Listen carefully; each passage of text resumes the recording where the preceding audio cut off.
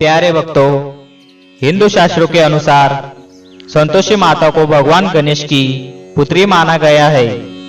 शुक्रवार को माता संतोषी का वार माना जाता है।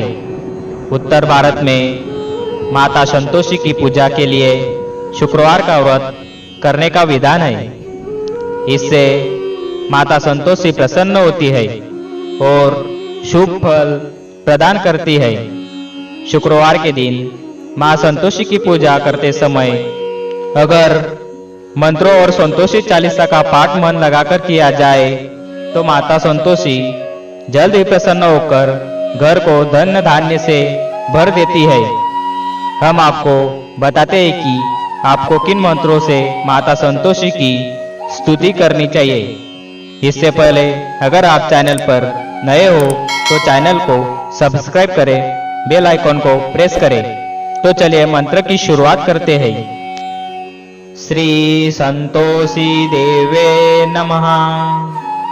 श्री संतोषी देवे नमः। श्री संतोषी देवे नमः। श्री संतोषी देवे नमः। श्री संतोषी देवे नमः। श्री संतोषी देवे नमः। श्री संतोषी देवे नमः। श्री संतोषी देवे नमः। श्री संतोषी देवे नमः।